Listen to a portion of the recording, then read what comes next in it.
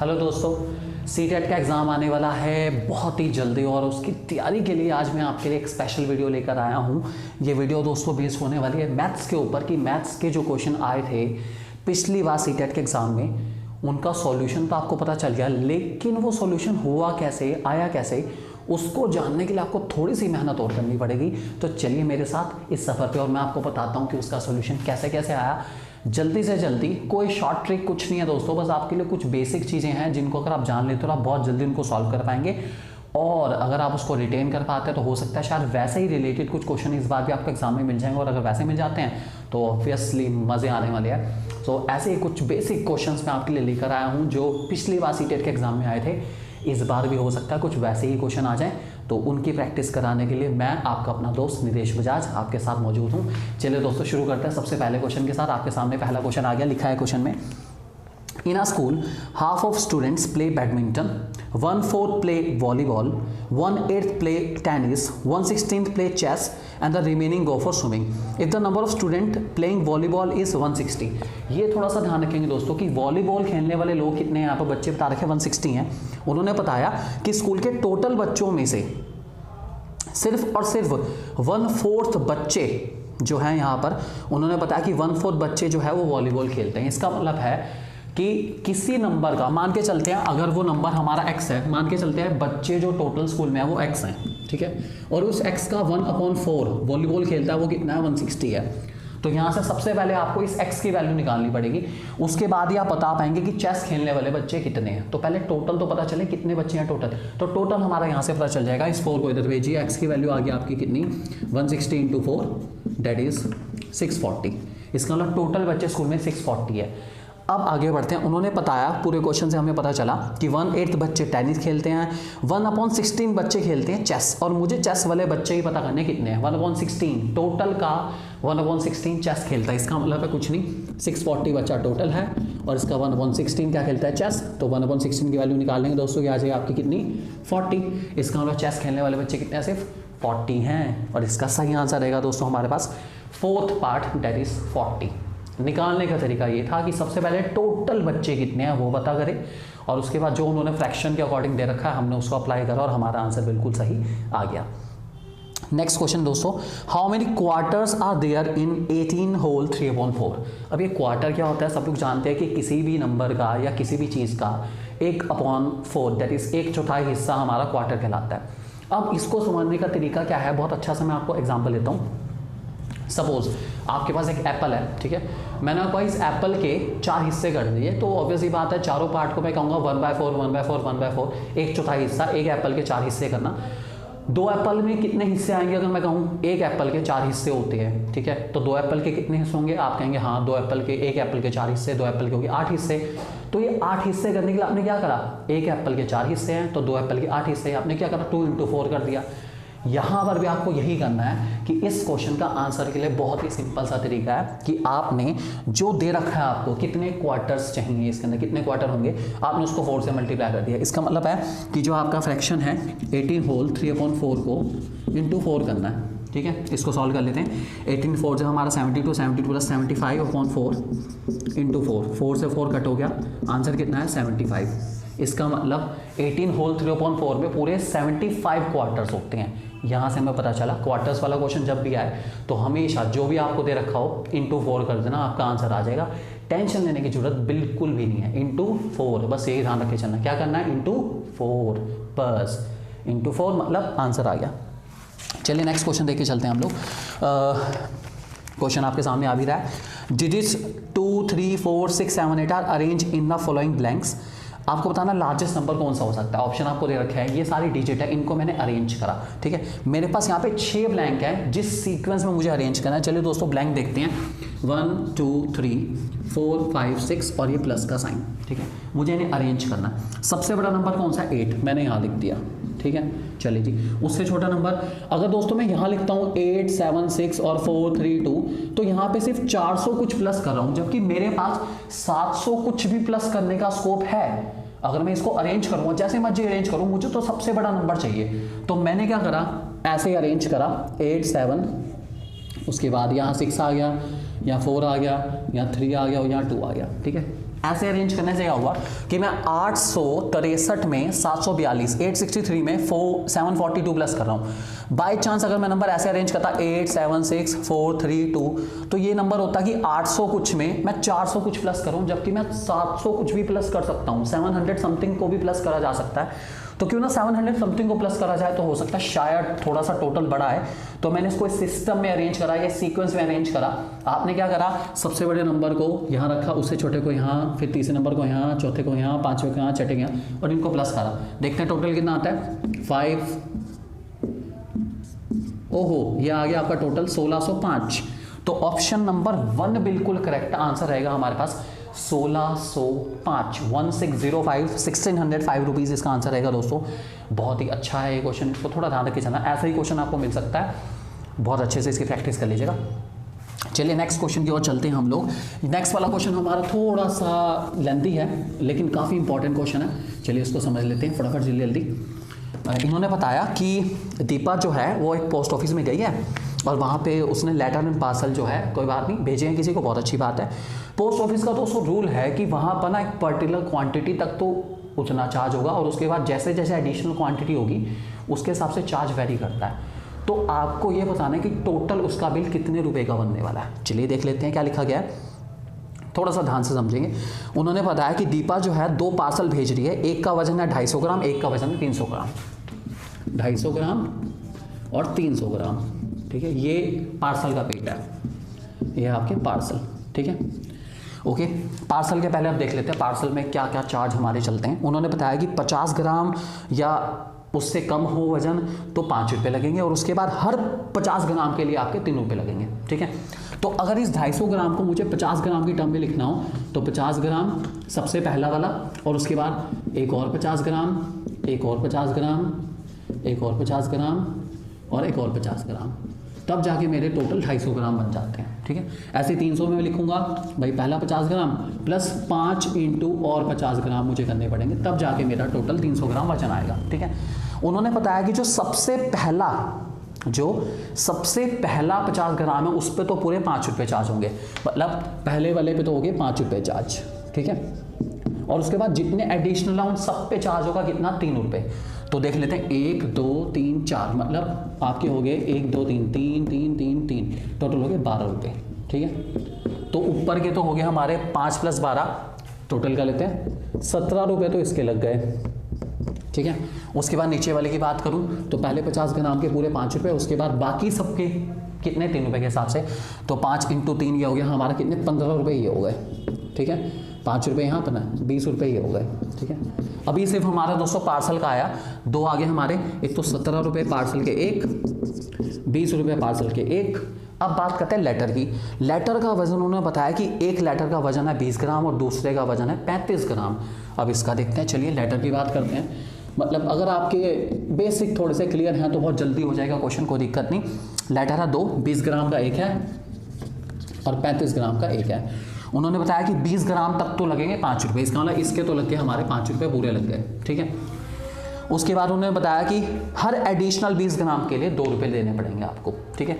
Additional ग्राम का मतलब है कि 20 ग्राम तक के लिए आपको 2 रुपये ही देने हैं, ठीक है। इसका मतलब है कि अगर इस 35 ग्राम को मैं बांटूं, 20 ग्राम तो एक हो गया और प्लस 15 ग्राम एक हो गया, ठीक है। 20 ग्राम के लिए आपके 5 रुपये तो लगेंगे और प्लस एडिशनल एक्स्ट्रा कितना गया आपका, गया तो 15 ग्राम है, लेकिन उन्होंने ये नहीं कहा कि 15 ग्राम के लिए कितने लगेंगे, ऐसा कुछ नहीं है। तो पैसा तो पूरा चार्ज होगा। उन्होंने लिखा हुआ है कि हर एडिशनल 20 ग्राम के लिए 2 रुपये लगेंगे, तो इसके 15 ग्राम के भी आपको 2 रुपये ही देने पड़ेंगे, ठीक है। तो टोटल आपका हो गया 5 रुपये तो इसको हो गए और 5 और 2 7 रुपये इसके हो गए, ठीक है। ये हो गया आपका 12 रुपये इसका आ गया, ठीक है। इसमें 12 रुपये और प्लस कर देते हैं, टोटल बिल उसका बन गया 17 + 20 37 और 12 49 रुपये, 49 रुपीज़। टोटल 49 रुपीज़ दीपा को देने पड़ेंगे। इसका मतलब आंसर नंबर 3 हमारा बिल्कुल एक्यूरेट है, इतना आपको ध्यान रखे चलना। आंसर नंबर 3 हमारा एक्यूरेट है। काफ़ी थोड़ा सा लेंथी हो जाते हैं इस टाइप के क्वेश्चन, लेकिन आपके बेसिक जल्दी जितनी आप कैलकुलेशन करेंगे, प्रैक्टिस करेंगे, उतना फास्ट आप इसको कर पाएंगे। चलिए क्वेश्चन नंबर 49 आ गया। 49 वाला क्वेश्चन बड़ा मजाकिया सा क्वेश्चन है। क्या है, चलिए उसको 49 वाले क्वेश्चन को बड़ा बेसिक तरीके से मैं आपको समझाऊंगा और 1 सेकंड के अंदर समझ आ जाएगा आपको। पढ़ते हैं क्वेश्चन नंबर 49 को। आपके पास हिंदी और इंग्लिश दोनों लैंग्वेज में यहाँ पे क्वेश्चन दोस्तों आ रहा होगा नजर आपको। जो लैंग्वेज आप प्रेफर करना चाहें आप उसके अकॉर्डिंग पढ़ सकते हैं क्वेश्चन को। चलिए पढ़ते हैं। A whole number is added to 50 and the same number is subtracted from 50। चलिए एक नंबर है, नंबर कुछ भी ले लेते हैं, लेट नंबर भी x, नंबर भी x, ठीक है। उन्होंने बताया कि जो नंबर है x उसको मैंने 50 में प्लस करा, चलो जी कर दिया, ठीक है। और इसी सेम नंबर को मैंने 50 में से माइनस करा, चलो जी मैंने माइनस भी कर दिया, ठीक है। एक बार मैंने 50 में प्लस करा, एक बार मैंने 50 में माइनस करा 50 में से। उन्होंने बताया जो रिजल्ट आएगा, मतलब जो रिजल्ट आएगा, ठीक है, अगर मैं इनका सम करता हूं तो सम कितना आएगा ये उन्होंने पूछा है, ठीक है। एक नंबर को, ठीक है, मैंने 50 में प्लस करा और उसी नंबर को मैंने 50 में से माइनस भी करा है, that is 50 plus x and 50 minus x. और वो कह रहे हैं कि जो रिजल्ट आएगा, मतलब ये जो रिजल्ट आया इसका सम कितना होगा, कर लेते हैं। तो कुछ नहीं करना, पता आपको plus x minus x cut गया, 50 कितना आ गया 100, तो मेरा आंसर कितना आएगा 100। अगर ऐसे समझ नहीं आया तो दोस्तों आप x की वैल्यू, मतलब जो हमने x लिया है उसको आप कुछ एज्यूम भी कर सकते हैं। मान लेते हैं x को, मान लेता हूँ मैं 10 मान लेता हूँ, 20 मान लेता हूँ, 30 ले लेता हूँ, जो लेना चाहे ले सकते हैं। अगर मैं नंबर को 10 लेके चलता हूँ तो है कि मैंने 50 में 10 प्लस करा और मैंने 50 में से 10 माइनस करा, ठीक है। तो ये आ गया मेरा 60, ये आ गया मेरा 40। उन्होंने कहा इनका सम कितना होगा 100 रुपये, दैट इज 100। तो ये मुझे पता चल गया, बहुत ही सिंपल सा क्वेश्चन था। नेक्स्ट क्वेश्चन हमारे पास आ जाता है, ये जो ट्रेन जर्नी वाला क्वेश्चन होता है जिसमें आपके टाइम के कंसेप्ट चेक करते हैं ये लोग, ये बहुत इंपॉर्टेंट क्वेश्चन है। और इसके आंसर को अच्छे से मार्क करने के लिए आपको 24 आवर्स वाला जो कंसेप्ट है उसको ध्यान रख के चलना है कि हर टाइमिंग को आप 24 आवर्स के रेफरेंस में देख के चलें तो बहुत जल्दी हो जाएगा। चलिए शुरू करते हैं। इन्होंने बताया आपसे कि एक ट्रेन है जो न्यू दिल्ली से चेन्नई जा रही है, उसका नाम है राजधानी एक्सप्रेस। चलिए बहुत अच्छी बात है। ये ट्रेन न्यू दिल्ली से डिपार्चर हुई है दोपहर के 3:55 3:55, दैट इज़ 15:55 जिसे हम कह सकते हैं, उस पर चली है। और उसके बाद रात को ये जहाँ जहाँ जा रही है आपके सामने है, और उसके बाद काफ़ी लंबी जर्नी है। आपको कहा गया इनमें से कौन सा स्टेटमेंट बिल्कुल ट्रू है, इनमें से कौन सा स्टेटमेंट ट्रू है आपको ये पहचानना है, ठीक है। चलिए अब जरा पढ़ते हैं। The duration of journey from Nagpur to Chennai is 15 hour 10 minute. अब ज़रा ध्यान से अगर आप देखें, ये कहना चाह रहे हैं कि जो जर्नी है नागपुर से लेकर चेन्नई तक की, वो जर्नी आपकी 15 घंटे 10 मिनट की है। अब इस बात को ध्यान रख के चलना कि ट्रेन की जर्नी वहाँ से स्टार्ट होती है जहाँ उसका डिपार्चर होता है एक स्टेशन से, और दूसरे स्टेशन पे अराइवल होता है। इस बात को ध्यान रख के चलेंगे आप, जब उसका डिपार्चर होगा तब उसकी जर्नी स्टार्ट होगी, और जब दूसरे स्टेशन पे उसका अराइवल होगा तब उसकी जर्नी हो जाएगी ख़त्म। इतना ध्यान रख के चलना है आपको। अब ज़रा पढ़ते हैं। नागपुर से ट्रेन चली है 5:35 पे, ठीक है, और चेन्नई पहुंच गई है हमारी 20:45 पे। 5:35 सुबह चली है 5:35 पे, और रात के 20 मीन्स 8:45 पे पहुंच गई है। अगर 24 वाला कंसेप्ट देखें तब भी 24 आवर वाला ही बता रहे हैं वो लोग। तो उन्होंने बताया कि चेन्नई में ट्रेन पहुंची है कितने बजे, 20:45 पे, और नागपुर से कितनी चली थी, नागपुर से चली है हमारी 5:35 पे। ये ऑलरेडी हमारा 24 आवर वाला कंसेप्ट ही चल रहा है दोस्तों। माइनस कर लेते, देख लेते कितनी जर्नी है, 45 में से बैठते 10 मिनट का ये हो गया और 15 मिनट का ये हो गया। वो कह रहा है कि भाई ये तो बैठती है 15 घंटे 10 मिनट की। ये बिल्कुल सही दे रखा है। इसका मतलब ये पहले वाला जो आंसर है हमारा कि जो ड्यूरेशन है नागपुर से चेन्नई की, दैट इज़ 15 घंटे 10 मिनट, ये बिल्कुल ठीक है। इसका आंसर भी हमारा यही रहने वाला है दोस्तों। तो इसका सही आंसर रहेगा हमारे पास 15 घंटे 10 मिनट वाला जो ए वाला पार्ट है, इसका बिल्कुल ठीक है। बाकी सारे पार्ट्स इसके गलत होंगे, तो यही हमारा सही आंसर रहेगा। चलिए नेक्स्ट क्वेश्चन की ओर चलते हैं फटाफट। अगले क्वेश्चन में बड़ा सिंपल सा है, आपको डिसेंडिंग ऑर्डर में नंबर अरेंज करने हैं। डिसेंडिंग मीन्स बड़े से छोटे क्रम में आपको नंबर को लगाना है। चलिए फिर देखते हैं क्या होता है इसका, जानते हैं, इसकी तरफ बढ़ते हैं अगले सवाल की ओर। हमारा छोटे क्रम में, बड़े से छोटे क्रम में लगाने। देखिए इसको लगाने का एक बहुत अच्छा सा तरीका मैं आपको बताता हूँ कि अगर आपके नंबर कंसेप्ट थोड़े से वीक हैं तो जो ये पॉइंट्स के बाद वाले नंबर है ना, इनको किस तरीके से लगाना है वो मैं आपको बता देता हूँ, ठीक है। सबसे पहले इन सबके जो डेसिमल के बाद वाले नंबर है सबको उसी रेंज में आप मेंटेन कर लीजिए। मतलब मैं आपको सिंपल बताता हूँ, सपोज आपके पास ये नंबर दे रखे हैं, इनमें से बताना कौन से वाला जो है आपका डिसेंडिंग ऑर्डर में ही है, ठीक है। चलिए नंबर आपके पास है 30.5, 30.5। उसके बाद आपके पास नंबर है हमारे पास और कौन कौन से हैं, 3.50, नंबर है आपके 3.055, ठीक है, और है 3.05, एक है 3.005, और एक है 0.355। ये आपका सीक्वेंस है। चलिए, कौन सा नंबर सबसे बड़ा होगा? ऑब्वियसली बात है, आप कहेंगे भाई सबसे बड़ा नंबर इसके अंदर सबको पता है, अगर आप ध्यान से देखिए 30 वाला है, ठीक है। इसमें एक पार्ट ऐसा भी है जिसमें उन्होंने सबसे पहले 3 पॉइंट को लिखा हुआ है 3.05, तो वो वाला तो सबसे पहले काट दो कि भाई तू तो बिल्कुल भी नहीं आंसर हो सकता, मुझे तेरी शक्ल भी नहीं देखनी, तू पहले यहाँ से हट जा। तो सबसे पहले मैं उसी को काट दूंगा भाई कि ये 4th वाला पार्ट तो बिल्कुल आंसर नहीं होगा, पहले मैं इसी को काट दूंगा। मैं कहा नहीं, ये नहीं हो सकता। अब चलिए जानते हैं, सबसे बड़ा 30 है, चलिए मैंने मान लिया, ठीक है। बाकी सब में देखें, ये हुआ 3.50, 3.055, 3.05, 3.005 एंड 0.355। सबसे छोटा नंबर तो हमारा ये 0.355, ठीक है। अब ये चेक कर लेते हैं कि सबसे लास्ट में ये वाला नंबर कहाँ कहाँ दे रखा है। सबसे लास्ट में ये वाला नंबर सारे केसेस में सबसे लास्ट में है। ओहो, यहाँ से तो कुछ पता नहीं चला। अब इसको अरेंज करने का देखते हैं कैसे करते हैं। चलिए, सबसे बड़ा नंबर 30.5 हमारा है, उससे छोटा। अब जरा इनमें देखते हैं, 3.5 3.5 हो गया हमारा, ये उससे छोटा है 3.055, ये 3.05। इन सबके जो डेसिमल प्लेसेस है ना, आपको सेम बनाने पड़ेंगे। सेम बनाने का मतलब है 30.5 तो हमारा है ही, चलो इसको तो छोड़ दो, बाकी सबके देखते हैं। 3.500, 3.055, 3.050, 3.005 और लास्ट में हमारा 0.355। मैंने क्या करा दोस्तों, जो डेसिमल प्लेसेस हैं उनको एटलीस्ट कम से कम प्रॉपरली लगा दिया। 3 डेसिमल है, मैक्सिमम 3 डेसिमल तक गया तो मैंने 3 डेसिमल यूज़ करे हैं। जिस भी नंबर के आगे 2 डेसिमल है उससे आगे हम लोग 0 तो वैसे भी यूज़ कर सकते हैं, कोई दिक्कत नहीं है। जहाँ पर भी मिसिंग है वहाँ पर आप 0 यूज़ कर सकते हैं, डेसिमल के बाद भी कोई दिक्कत नहीं। तो ये बन गया हमारा 3.500, 3.055, 3.050, 3.005। अब कुछ नहीं करना, आगे नंबर तो सेम है। अब आप इनमें देख लीजिए, अब अगर मैं कहूँ कि इनमें से सबसे बड़ा नंबर कौन सा है, 500 बड़ा है, 55 बड़ा है, 50 बड़ा है या 5 बड़ा है, तो आप कहोगे ऑब्वियसली बात है 500 बड़ा है। इसका मतलब इसके बाद ये वाला नंबर आएगा, ठीक है।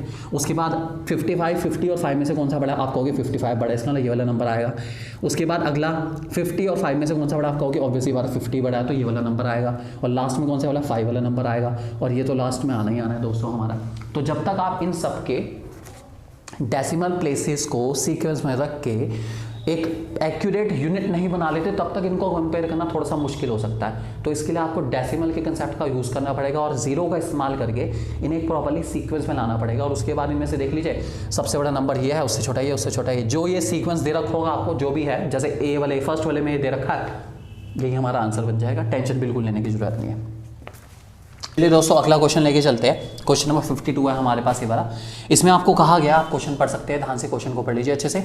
क्वेश्चन में कहा गया आपको कि एक शॉपकीपर है, चलिए बहुत अच्छी बात है, एक शॉपकीपर है, वो 5.3 kg आलमंड्स ले रहा है, 2100 ग्राम रेजिन्स ले रहा है और 2.2 kg कैश्यू नट ले रहा है, और उन सबको मिक्स कर रहा है और कह रहा है कि भाई 2 डजन पैकेट बना रहा है, 2 डजन बना रहा है उसे, और कह रहे हैं कि भाई उसका वेट क्या होगा, हर पैक का आपको ये बताना है। आप ध्यान से देखिए, सारी जो क्वांटिटी है ना, ये आपको किलोग्राम में दे रखी है और एक क्वांटिटी ऐसी है जो ग्राम में है।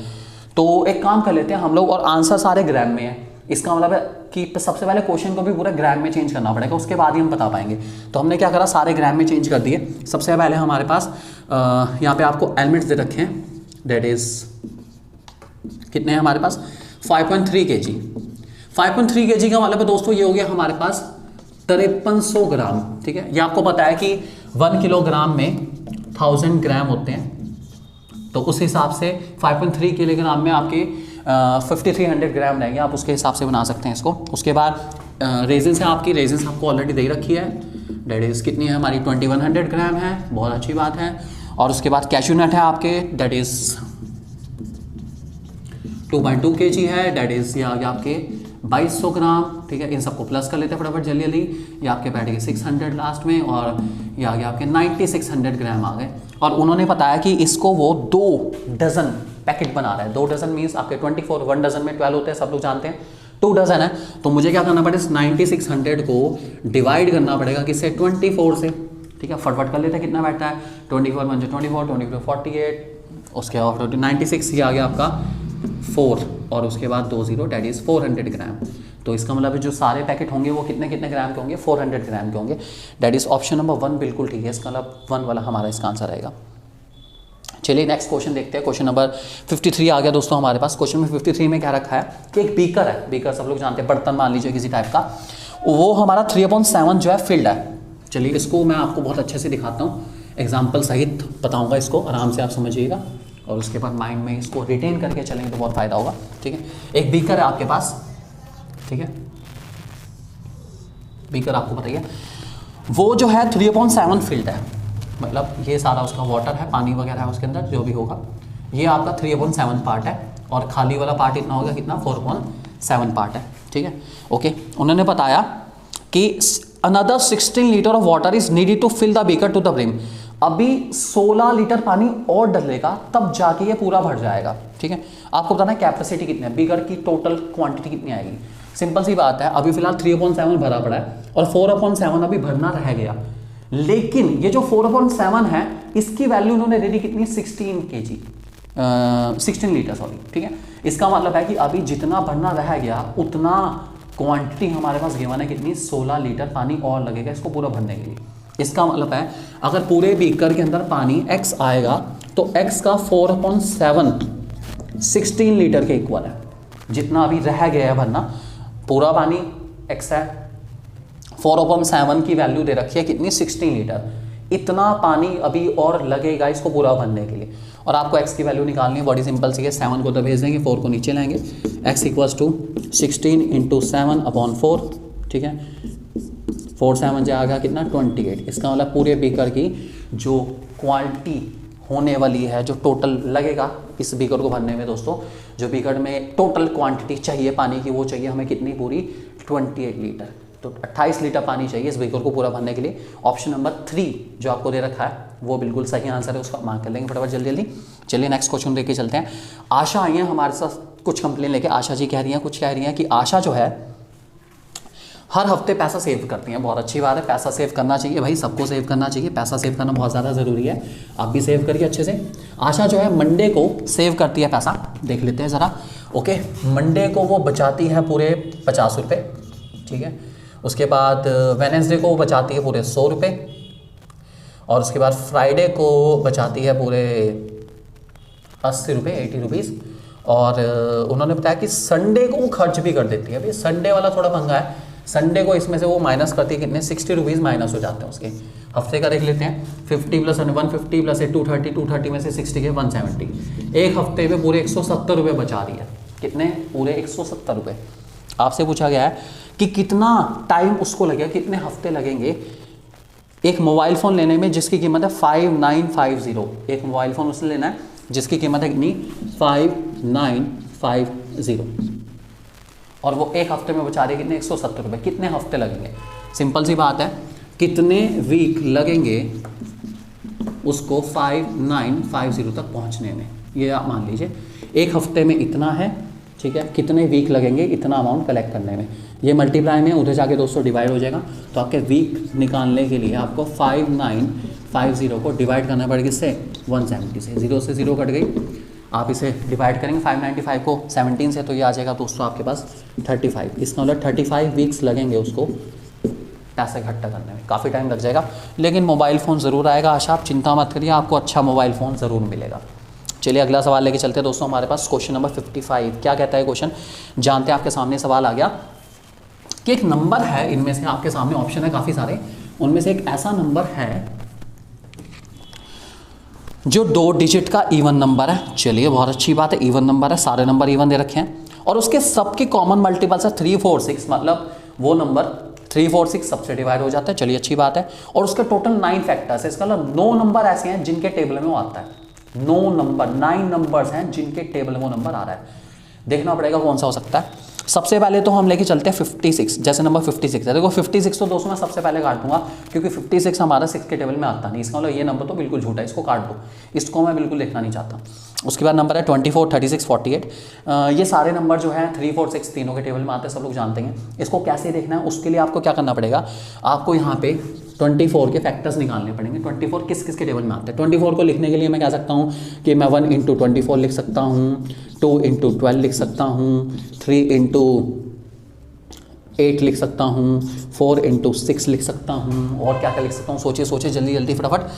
6 इंटू 4 लिख सकता हूँ, मैं इसको अपोजिट कर सकते हैं, ठीक है। और 8 इंटू 3 लिख सकता हूँ, और क्या हो सकता है, जल्दी जल्दी देखते हैं फटाफट। 8 इंटू 3 हो गया। 12 इंटू 2 लिख सकता हूँ, और क्या हो सकता है हमारा, 24 इंटू 1 लिख सकता हूँ।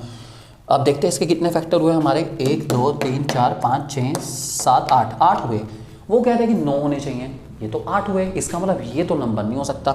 अब मैं बात करता हूँ किसकी, 36 की। चलिए 36 देखते हैं। 36 को लिखने के लिए मैं कह सकता हूँ 1 इंटू 36, ठीक है, ओके।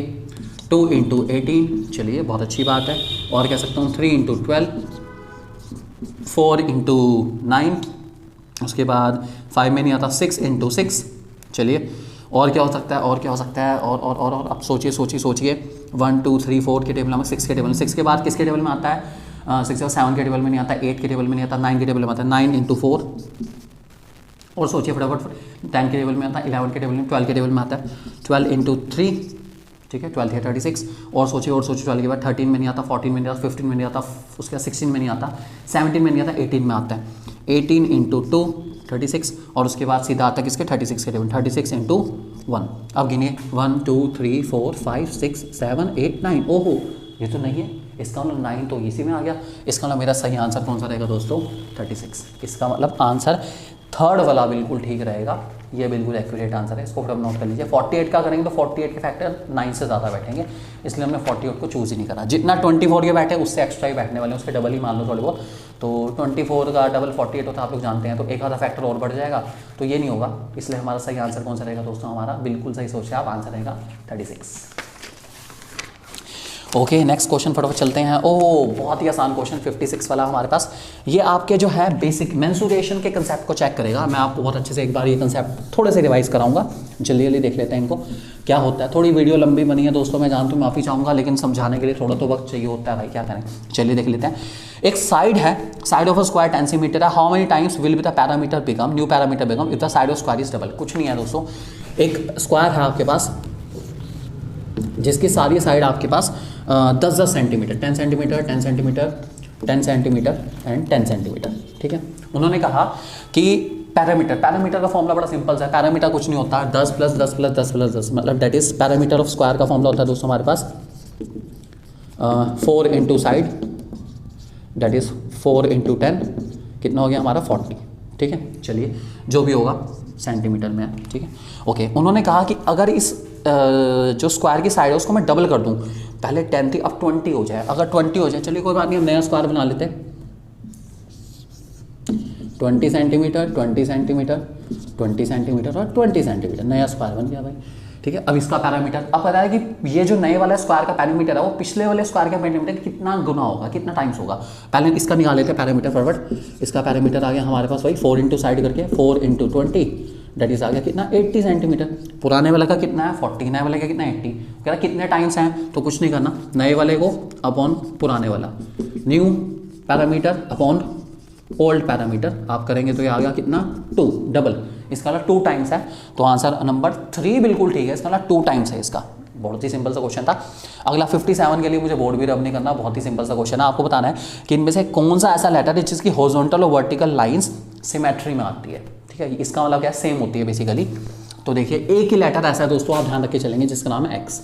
मतलब मैं इसको ऐसे काटूं, ठीक है, तब भी ऐसा सेम बनेगा, और मैं इसको ऐसे काटूं तब भी सेम फिगर बनेगी। बाकी कोई ऐसा अल्फाबेट बहुत ही रेयर है जिसकी सिमेट्री बिल्कुल सेम रहेगी। मतलब क्या है, अगर मैं शीशा रख दूं तब भी इधर और उधर के बराबर है, और अगर मैं ऐसे शीशा रखूं तब भी ऊपर नीचे के बराबर है।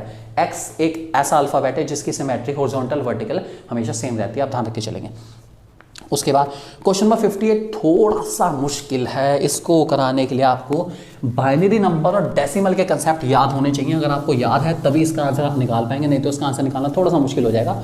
देखिए कभी भी अगर किसी के नंबर के नीचे 2 लगा हो तो ये आपका बाइनरी नंबर होता है, और अगर किसी नंबर के नीचे ब्रैकेट के बाद 10 लिखा हो तो डेसिमल नंबर होता है। इसके लिए आपको थोड़ा सा कंसेप्ट यूज करना पड़ेगा। आपको उसको बाइनरी टू डेसिमल चेंज करना है। तो कैसे चेंज होता है उसको देख लेते हैं। बाइनरी टू डेसिमल कैसे चेंज होगा उसको देख लेते हैं जल्दी जल्दी। चलिए बाइनरी नंबर आपका है 1 1 0 1 1, ठीक है, और ये जो नीचे लगा होता है that is your binary number, और आपको इसको चेंज करना है किसमें, डेसिमल नंबर में चेंज करना चाहिए। नंबर 10 डेसिमल में चेंज करना है। इसको चेंज करने का तरीका क्या है देख लीजिए, आपको बाइनरी में चेंज करना है। ये 1 का यूज़, इस 1 का यूज़, 0 का यूज़, इस 1 का यूज़ और इस 1 का यूज़, इन सबको यूज़ करना है आपको। कैसे, जो सबसे पहले 1 है, 1 इंटू ये 2 है ना, तो 2 की पावर 0 से स्टार्ट करेंगे हम लोग। फिर दूसरे नंबर में 2 की पावर 1 लिखूंगा, फिर 2 की पावर 2 लिखूंगा, फिर 2 की पावर 3 लिखूंगा, फिर 2 की पावर दैट इज 4 लिखूंगा। और एक एक नंबर उठा लीजिए, पहला नंबर 1, फिर उसके बाद 0, फिर 1 और हमेशा पीछे से स्टार्ट होगा दोस्तों, ध्यान रख के चलना। बाइनरी नंबर हमेशा पीछे से स्टार्ट होता है, इस बात को आपको ध्यान रख के चलना, भूलना बिल्कुल नहीं है। चलिए 1 इंटू 2 की पावर 0 दोस्तों हमारे पास क्या होती है, 1 नहीं होती है, तो दैट इज ये आ गया आपका 1 इंटू 2 की पावर 1, 2 की पावर 1 मीन्स 2, 1 इंटू 2 आ गया 2, 2 की पावर ऑब्वियस ही बात है, आप कुछ भी हो 2 की पावर 2 निकालनी है, लेकिन 0 से आया तो 0 ही रहेगा। 2 की पावर 3, 2 2 4 2 8, सबको पता है 8 आएगा। उसके बाद 2 की पावर 4 दोस्तों हमारे पास रह जाती है कितनी, 2 into 2 into 2 into 2 that is 16, 16 to 1 आ गया आपका 16। इसका सम कर लीजिए, 16 और 18 आपके 24, 24 और 2 26 और 1 27। तो जो ये आंसर आ रहा है आपके पास, यही हमारा सही उत्तर होगा। इसका मतलब यहाँ पे आपका कितना आएगा, 27 की पावर दैट इज ये आपका डेसिमल नंबर में आपका आएगा 27, आपको ध्यान रख के चलना है। तो ऑप्शन नंबर 1 हमारा बिल्कुल एक्यूरेट है। ये कंसेप्ट आपको थोड़े से प्रैक्टिस करने पड़ेंगे, बाइनरी टू डेसिमल वाले, तब जाके आपके सही होगा क्वेश्चन। इसको ध्यान रख के चलिए, इस तरीके से तो सॉल्व करा जा सकता है, ठीक है, ये आपको ध्यान रख के चलना है। जैसे मैं आपको छोटा सा एग्जाम्पल लेता हूँ, सपोज आपका नंबर ये तो दे रखा था, सपोज नंबर है 10101, ठीक है, और इसका बाइनरी करना हो तो कुछ नहीं है, वही दैट इज 1 इंटू 2 की पावर 0, उसके बाद 0 इंटू 2 की पावर 1, उसके बाद 1 इंटू 2 की पावर 2, उसके बाद अगला 0 इंटू 2 की पावर 3 एंड उसके बाद 1 इंटू 2 की पावर 4। इसको कर लेंगे आप, ये 1 हो गया, ये 0 हो गया, दैट इज़ 2 इंटू 2 4, ये 4 हो गया, ये हो गया 0 हो गया, 2 2 4 2 8 2 16, 16 टू 1 16, 16 4 20 और 1 21, ये आ गया आपका 21। तो ऐसे करके आप इसको टैली कर सकते हैं। ये हमेशा स्टार्ट हमेशा पीछे से होंगे, और 2 की पावर 0 से आपको स्टार्ट करना है। 2 की पावर 0 1 2 3 4, इस तरीके से आप बाइनरी टू डेसिमल चेंज करना चाहे तो चेंज कर सकते हैं। चलिए अगला सवाल हमारे पास आ जाता है, question number 59। Oh my God, ये बड़ा छोटा सा क्वेश्चन है कि अगर किसी टीचर को क्वार्टर का कंसेप्ट सिखाना है, 1/4 वाला सब लोग जानते हैं, तो वो किस तरीके से सिखाएगी। उन्होंने कहा सबसे पहले उसको क्वार्टर का सिंबल लिखना चाहिए, उसके बाद कुछ मटेरियल देना चाहिए, कॉन्क्रीट मटेरियल जिसमें डिवाइड करके दिखाए क्वार्टर को, या फिर पिक्चर्स वगैरह के रिप्रेजेंट करे। तो देखिए दोस्तों, सबसे पहले देखिए, सिंबल लिखने से बच्चा बिल्कुल नहीं समझेगा, सिंबल हमेशा सबसे बाद में। अगर आप बाय चांस किसी चीज़ को डिवाइड करना सिखा रहे बच्चों को, तो सबसे पहले ओरली सिखाएंगे, उसके बाद ही तो डिवाइड का साइन बनाएंगे कि देखो बेटा ये होता है डिवाइड का साइन, बाद में तो सिखाया जाएगा। तो साइन हमेशा सबसे बाद में, साइन करना, सिंबल वगैरह ये सबसे लास्ट में जाएगा। तो हमेशा ध्यान रखे चलें, साइन सिंबल वगैरह सबसे बाद में। सबसे अच्छा है कि आप कुछ मटेरियल लेकर आएँ, ठीक है, और उस मटेरियल को सबसे पहले बच्चे के सामने प्रेजेंट करें, और उस मटेरियल को खेल खेल में खिलाते हुए दिखाएं कि ये कंसेप्ट हम लोग डिराइव कर रहे हैं। उसके बाद कुछ पिक्चर्स के थ्रू उसको रिप्रेजेंट करें। पिक्चर्स वगैरह आपने देखा होगा 3rd क्लास की बुक में, पिक्चर्स वगैरह बहुत अच्छे से, फ्रैक्शन वगैरह कंसेप्ट में हमेशा क्वार्टर का यूज़ उसी के थ्रू होता है। और उसके बाद लास्ट में आप उसके बाद क्वार्टर का सिंबल बताएं कि ये हमारा क्वार्टर का सिंबल होता है, तो सबसे बाद में होना चाहिए। तो इसलिए ऑप्शन नंबर BCA, मतलब सबसे पहले कॉन्क्रीट मटेरियल, उसके बाद हमारे पास पिक्चर्स, और उसके बाद हमारे सिंबल दिखाएं, ये सबसे सही आंसर माना जाएगा। और लास्ट क्वेश्चन हमारा बड़ा सिंपल सा है, आपको कहा गया है कि ये मैं आपको करा देता हूँ, बड़ा सिंपल सा प्यारा सा क्वेश्चन आपके लिए दोस्तों आ गया आपके सामने 1 सेकंड के अंदर। अगर आपको अच्छी लगी है वीडियो तो प्लीज़ इस वीडियो को लाइक करिएगा, और अगर आपको चैनल सब्सक्राइब करना हो तो कर लीजिएगा। हम कोशिश करेंगे आपके लिए बहुत अच्छे से अच्छा मटेरियल लाने की, और अच्छे से अच्छा मटेरियल प्रोवाइड करेंगे आपको, ताकि आपकी तैयारी अच्छे से अच्छी हो पाए। हम यही चाहेंगे आपका CTET का एग्जाम बहुत अच्छे से क्लियर हो जाए। ऑल द बेस्ट उसके लिए, आप अच्छे से कर पाएंगे। चलिए क्वेश्चन नंबर 60 देख लेते हैं। 60 क्वेश्चन कह रहा है आपका कि 72 into 28 equals to 36 into 4 into dash, ठीक है। और उसके बाद क्या है कि नंबर के बारे में, जो भी ये डैश यहाँ पर ब्लैंक है, उसके बारे में कुछ पॉइंट्स है। सबसे पहले देखते हैं कि डैश होगा क्या, ये फिल कर लेते हैं। तो देखो 36 इंटू 2 हमारा 72 होता है, और 4 इंटू 7 हमारा 28, तो 2 इंटू 7 ये आ गया 40। इसका मतलब यहाँ पे जो नंबर होगा क्या होगा, वो 14 ही होगा, ये पक्की बात है, ठीक है। अब जरा जानते हैं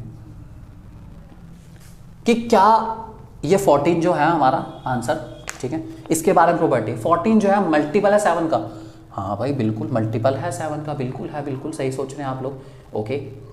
क्या 14 एक प्राइम नंबर है? नहीं, बिल्कुल नहीं, 14 तो प्राइम नंबर नहीं। प्राइम नंबर तो आपको पता है जिसका अपना ही फैक्टर हो उसके बाद लेस देन 10 है ना ना ना, 10 से नीचे भी नहीं आना बिल्कुल भी। इवन नंबर है, बिल्कुल इवन नंबर है, 14 इवन नंबर है, सब लोग जानते हैं। फैक्टर होगा 14 की टेबल 56 आता है, 14 वन 14, 14 में 28, 42, 14 4 56 मतलब आता है, बिल्कुल आता है। इसका मतलब ऑप्शन नंबर ए ठीक है, डी ठीक है और ई ठीक है।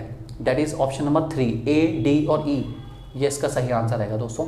बाकी ऑप्शन हमारे जिसमें बी और सी वाले ऑप्शन है वो करेक्ट हो नहीं सकता, क्योंकि बी और सी बिल्कुल गलत ऑप्शन है।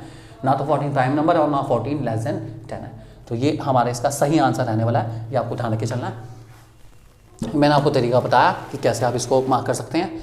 अगर आपको वीडियो अच्छी लगी तो प्लीज़ सब्सक्राइब कर दीजिएगा, चैनल को लाइक कर दीजिएगा। और अगर आप चाहते हैं कि मैं और ऐसी वीडियो आप लोगों के लिए बनाऊं जिनमें मैं और थोड़े बहुत कंसेप्ट क्लियर करूं आप लोगों के लिए, तो प्लीज़ मुझे बता दीजिएगा, मैं ज़रूर आपके लिए अच्छी से अच्छी वीडियो लाऊंगा। और कुछ वीडियो में आपके लिए बहुत अच्छे क्वेश्चन EVS से रिलेटेड, कुछ में चाइल्ड पैडागोजी से रिलेटेड और हिंदी से रिलेटेड, इंग्लिश से रिलेटेड भी कुछ क्वेश्चन ज़रूर लेकर आऊँगा आपके लिए। अगर आपको अच्छी लगती है वीडियो तो प्लीज़ चैनल को लाइक करके सब्सक्राइब करिएगा, ज़रूर करिएगा फटाफट, और सभी फ्रेंड्स के साथ शेयर करिए इस वीडियो को। Thank you very much for wheezing us.